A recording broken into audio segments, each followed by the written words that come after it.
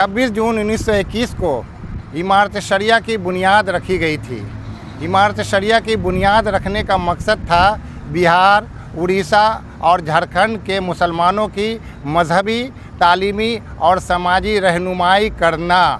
500 उलमा की इस बैठक की सदारत मौलाना अबुल कलाम आज़ाद कर रहे थे।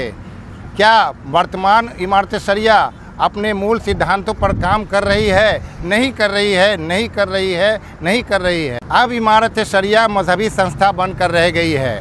शिक्षा और सामाजिक सुधार के मामले में वर्तमान में इमारत शरिया का कोई योगदान नहीं है और ना इस ओर वो ध्यान भी देती है। वर्तमान इमारत शरिया में ख़ानदानवाद और भाई भतीजावाद है। यही वजह है कि अब इमारत शरिया का प्रतिनिधित्व सिर्फ एक ही ज़ात के लोग करते हैं। लेकिन अब इमारत शरिया का चुनाव भी संगीन के साए में होता है, बम गोली चलता है और गुंडा मवाली भी हिस्सा लेते हैं। यही वजह है कि वली रहमानी के बाद जो उनके बेटा इमारत शरिया के अमीर चुने गए हैं, फैसल वली रहमानी, उसी के बाद से इमारत शरिया 2 गुट में बंट चुकी है। एक गुट का प्रतिनिधित्व अनीसुर रहमान कासमी करते हैं और दूसरे गुट का प्रतिनिधित्व फैसल रहमानी कर रहे हैं। अनीसुर रहमान गुट को सत्ता का संरक्षण प्राप्त है, लेकिन फैसल रहमानी गुट 29 जून को गांधी मैदान में दस्तूर बचाओ, संविधान बचाओ रैली कराने जा रही है, जो कि पूरी तरह से सियासत की जा रही है। और तथाकथित जो धर्मनिरपेक्ष पार्टी है वो इमारत शरिया का इस्तेमाल कर आने वाले बिहार विधानसभा चुनाव में सत्ता हासिल करना चाहती है। जैसा कि मैंने कहा, इमारत शरिया अब सिर्फ मजहबी तंजीम बनकर रह गई है। शिक्षा और सामाजिक सुधार पर इमारत शरिया कोई काम नहीं करती है।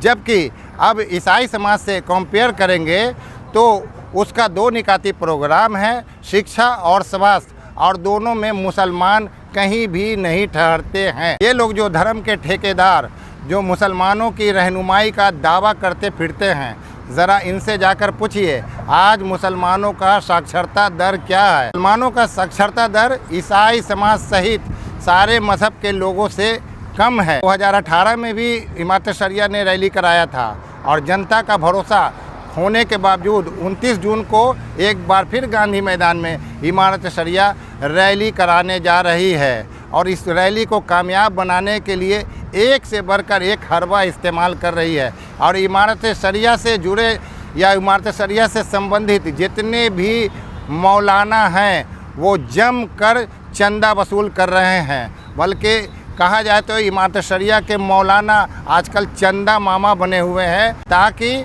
इनकी रैली में किसी तरह की कोई कमी नहीं हो और इनकी सियासी दुकानदारी चलती रहे और भेड़ बकरी की तरह जनता इनकी रैली को कामयाब करे।